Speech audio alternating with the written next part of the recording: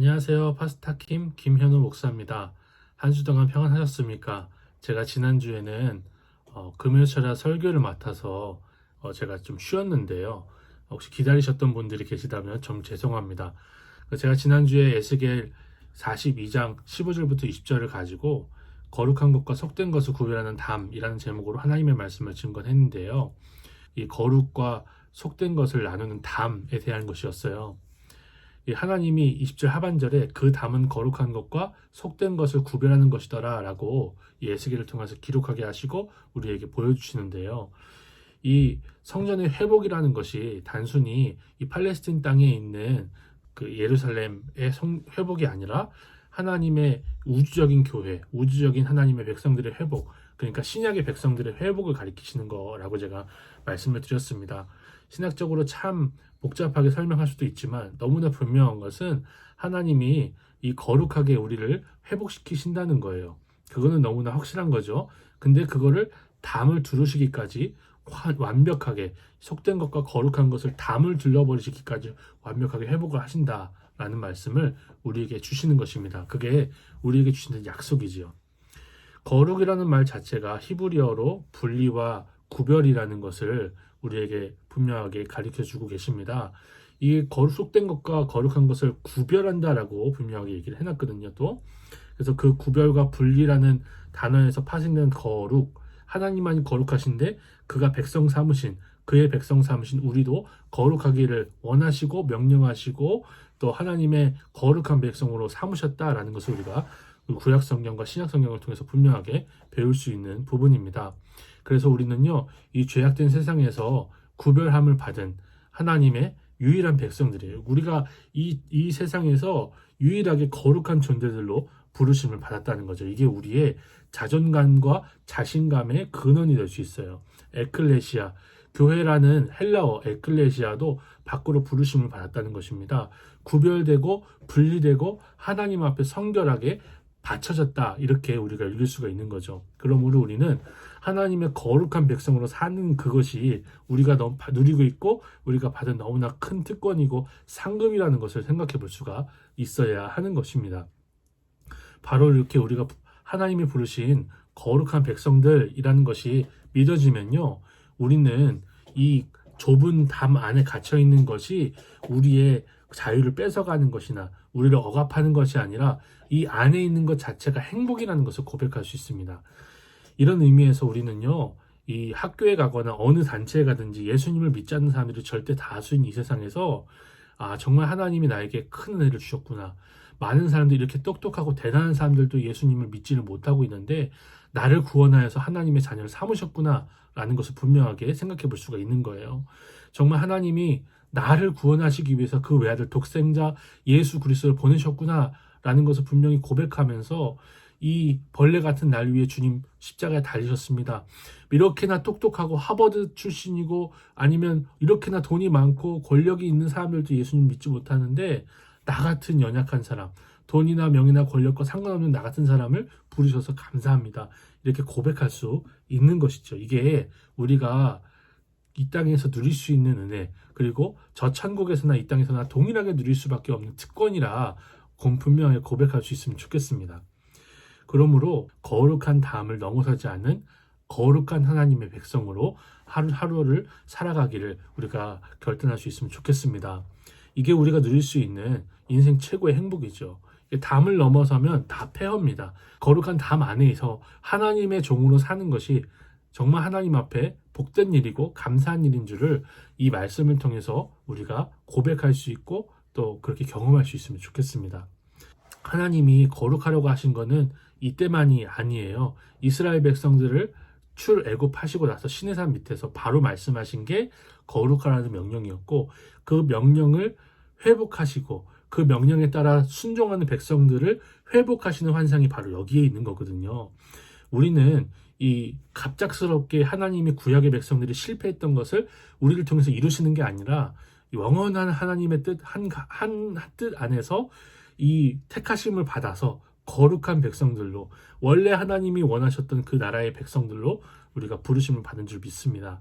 그러니까 구약의 뜻이 따로 있고 신약의 뜻이 따로 있는 것이 아니라 우리를 구원하신 하나님의 뜻은 영원 전부터 영원 후까지 똑같다는 걸 고백하면서 거룩한 백성으로, 망하지 않는 거룩한 백성으로 우리가 살아갈 수 있기를 간절히 소망합니다. 이 열왕기 상하를 보면 이스라엘 백성들이 멸망한 이유에 대해서 가르쳐줘요. 남유다 북이스라엘이 멸망당한 이유, 국력이 약하거나 그 국왕들이 정치를 잘 못해서가 아니라 하나님 앞에 거룩하지를 못했기 때문에 멸망을 당했습니다. 하나님이 쳐놓으신 그 거룩의 담을 넘어서는 거, 그게 성공이고 자유고 기쁨이 아니라는 것을 구약 성경이 우리한테 가르쳐주고 있는 거예요. 그 담 안에서 영원한 행복을 누립시다.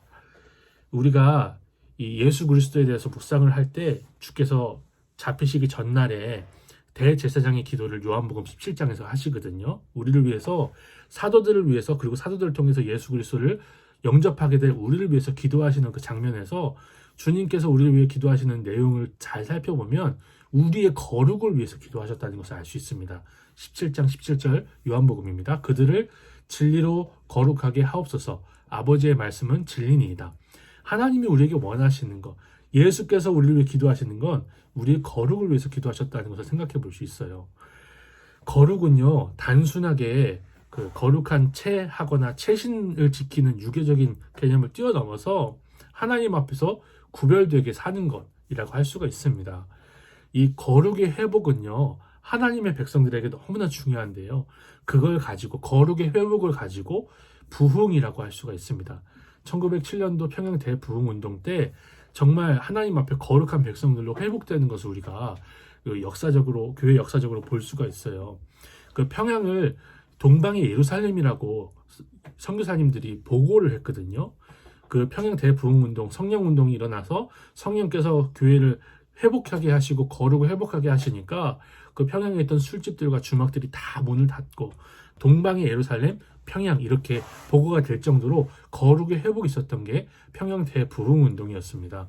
이 평양 대부흥운동이 일어난 이후에 많은 사람들을 주님께로 돌아오고 전도하자 해가지고 이 전도운동이 일어났어요. 근데 전도가 많이 안 됐어요. 이것을 통해서 우리가 알 수 있는 것은요, 하나님의 성령께서 역사하시는 것은 거룩의 회복이라는 것이죠. 우리 부평동부교회, 특별히 중고동부에 성령의 역사가 강하게, 성령의 바람이 불어왔으면 좋겠습니다. 많은 학생들이 왔으면 좋겠어요. 그러나 많은 학생들이 오는 것은 1차적인 게 아니라 2차적이고 3차적인 것이고, 가장 중요한 회복이 있었으면 좋겠어요. 거룩으로의 회복. 세상 사람들과 다른 학생들로, 세상 사람들과 다른 회사원으로, 세상 사람들과 구별된 하나님의 백성으로서는 그런 회복이, 그런 부흥이 우리 중고등부에 있기를 간절히 소망합니다. 이걸 적용하기 위해서 우리가 이제 주님 앞에 거룩하게 사는 것에 대해서 좀 고민을 많이 해야 될 것 같습니다. 외톨이나 아니면은 그 왕따가 되라는 게 아니에요. 거룩하게 살기 위해서. 거룩하게 살기 위해서 하나님 앞에 자신을 구별하는 것은요, 다니엘 선지자가 우리한테 너무나 잘 보여줬어요. 그 어린 나이에 포로로 잡혀가서 갈대아 사람들, 그 바벨론 문명을 다 배워야 했음에도 불구하고 그 포로 신세인 그 다니엘이 그 환관장에게, 우상에게 바쳤던 그런 고기 말고요, 채소만 먹겠습니다. 또는 흠정역에 보면 콩만 먹겠습니다. 그렇게 결단하지 않습니까? 그리고 나서 하나님께서 다니엘을 통해서 그 바벨론부터 페르시아까지의 그 모든 왕조가 지나갈 때까지 이 다니엘이 그곳에서 가장 높은 직분을 계속 유지할 수 있게 하시는 것을 우리가 볼 수 있습니다. 그분 다니엘이 성공했다, 이 세상적으로 인정을 받았다, 그게 더 중요한 게 아니라 하나님 앞에 그렇게 세상 사람들과 섞여 있을 때 그 자신을 구별해서 드렸다는 것을 우리가 생각해 볼 수 있는 것이죠. 자신을 구별하여서 하나님 앞에 드리는 거 너무나 중요합니다. 사랑하는 성도 여러분, 그리고 저도요, 주님 앞에 우상에게 바친 고기를 먹지 않도록 그렇게 결단할 수 있는 은혜가 우리에게 임했으면 좋겠습니다. 수학 능력 시험이 대입에 중요한 역할을 하게 되면 수능생들은 예배에 빠져도 된다라는 그런 세상적인, 세속적인 가치관이 스물스물 우리에게 들어올 거예요.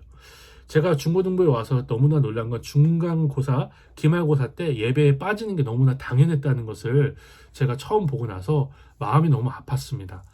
예배 빠지고 학원에 가 있는 것, 그거 세상이 주는 그 우상에게 바치는 음식 먹는 거라 다름이 없다는 것을 좀 고민해 보면서 생각해 볼 수 있으면 좋겠어요. 그래서 우리가 이제 2022년부터 이제 2023년 대입이 다 수능으로 바뀐다 할지라도 이 수능 때문에 중간고사, 기말고사 때문에 예배를 빠지는 거 그거는 안 했으면 좋겠습니다. 그게 하나님 앞에 구별되게 사는 게 아닙니다. 정말 하나님 앞에 어떤 성공을 해서 주님께 영광을 돌린다라고 생각한다면 그거는 정말 세상적인 방법인 거예요. 섞여버린 겁니다. 혼합입니다. 그런데 하나님 앞에 영광을 돌릴 수 있는 유일한 방법은요. 주님을 즐거워하는 것입니다. 주님을 즐겁게 하는 게 아니라요. 하나님을 내가 수능 성적을 내고 어떠한 성과를 내서 주님을 즐겁게 하는 게 하나님을 위해서 사는 게 아니고요. 주님을 즐거워하는 게 주님을 위해서 사는 것입니다. 예배를 드리는 게 즐겁고 예배를 드리는 것 자체가 너무나 행복한 것이 주님을 위해 살고 주님을 기쁘시게 하는 삶이라는 것을 우리가 생각해 봤으면 좋겠어요. 그래서 중고등부가 정말 하나님의 부흥을 경험하고 성령의 충만하여서 나 자신을 거룩하게 하고 하늘이 두 쪽 나도 예배는 드리라. 예배의 시간은 지키리라. 라는 그런 분명한 고백과 결단이 분명히 있어서 여러분 예배 시간에 예배 드린다고 해서 성적 떨어지지 않습니다. 제가 경험해 봤어요. 예배 시간에 예배 드리고 주일날 학원을 안 간다고 해서 성적 떨어지지 않습니다. 여러분 경험해 보셨잖아요. 우리가 예배는 생명으로 드립시다. 큐티를 안 하고 단어 하나 더 외운다고 해서 인생이 성공하지 않습니다. 그날 큐티 부분 한 명이라도 더 읽는 게 하나님 앞에서 바르게 사는 거예요. 인생을 사는 이유가 하나님을 영원롭게 하는 것과 영원토록 그를 즐거워하는 것이기 때문에 이게 믿는 사람이든 믿지 않는 사람이든 하나님이 창조하신 인간에게 이게 공통적으로 인생의 목적이기 때문에 그 인생의 목적을 잃어버린 사람에게는 정말 어떠한 성공과 어떠한 부와 명예를 누릴지라도 행복하지 않다는 것을 우리가 많은 사람들을 통해서 볼 수 있지 않습니까? 사랑하는 성도님들, 저도 마찬가지고요. 참 행복 찾아서 하나님이 둘러놓으신 그 다음 그 안에 있는 결단이 그 복된 결단이 있기를 간절히 소망합니다. 구별과 분리에 대해서 계속 말씀을 드리니까 이분법으로 너무나 세상을 바라보는 거 아닌가라고 오해하시는 분들이 계실 수도 있어요. 근데 이분법은요 여러 가지를 고민할 수 있는데 두 개로만 나눠서 꼰대같이 생각하는 거 그걸 이분법이라고 하는 것이지 우리가 이 빛과 어둠이나 거룩과 거룩하지 않은 속된 것을 나누는 것을 가지고 이분법이라고 하지 않습니다. 거룩한 것과 속된 것은 반드시 두 개로 나뉠 수밖에 없는 그런 것입니다. 그러므로 사랑하는 성도 여러분, 우리가 정말 하나님 앞에서 거룩하기를 결단하고 이 세상을 둘러나는 것이 아니라 거룩한 하나님의 백성으로 그런 빛과 소금으로 이 땅을 살아갈 수 있으면 좋겠습니다. 주님께서 우리에게 거룩을 명령하시는 것은요 우리를 모르시기 때문이 아니라 우리를 너무나 잘 아시기 때문이에요. 제가 말씀드릴 때 부모님들은 우리의 마음을 모른다라고 말씀을 드렸어요. 너무나 공감되시죠? 저희 어머니도 저를 오랫동안 키우시면서 제가 뭘 좋아하는지 잘 모르실 때가 있어요. 제가 생선을 굉장히 싫어하는데 생선을 구우시면서 좋아하지 않았느냐라고 물으실 때도 있거든요. 부모님은 우리 마음을 모릅니다. 정말 복잡하게 얽혀있는 이런 마음들 모릅니다. 주님은 아십니다. 주님은 우리를 너무나 잘 아십니다. 주님이 모르시는 게 어디 있겠습니까? 그런데 그 주님이 우리를 위해서 우리의 행복을 위해서 명령하신 게 뭐예요? 거룩하라는 것입니다. 그러므로 사랑하는 성도님들 주님께서 우리의 행복을 위해서 명령하신 거 잊지 마시고 주님이 우리를 위해서 명령하신 것 붙들 수 있는 하나님의 모든 백성들로 서시기를 축복합니다. 주님께서 우리를 너무나 사랑하시기 때문에 거룩하라고 하시고 우리를 너무나 사랑하시기 때문에 담을 쳐놓으신 거예요. 우리를 사랑하시는 주님의 담 안에 머물며 거룩하기를 결단하며 세상이 주는 우상에게 바친 고기 먹지 않겠다. 주일임에 빠지지 않겠다. 큐티를 매일 하겠다라는 그런 거룩한 결단 가운데 우리 주님께서 주시는 위로와 주님께서 주시는 소망을 경험하고 감사할 수 있는 우리의 2021년도가 되기를 간절히 소망합니다. 감사합니다. 한 주 동안 평안하셨기를 바라며 주일을 기다리며 주님 보시기에 합당하게 또 남은 한 주를 살아낼 수 있는 우리 모두가 되길 소망합니다. 감사합니다.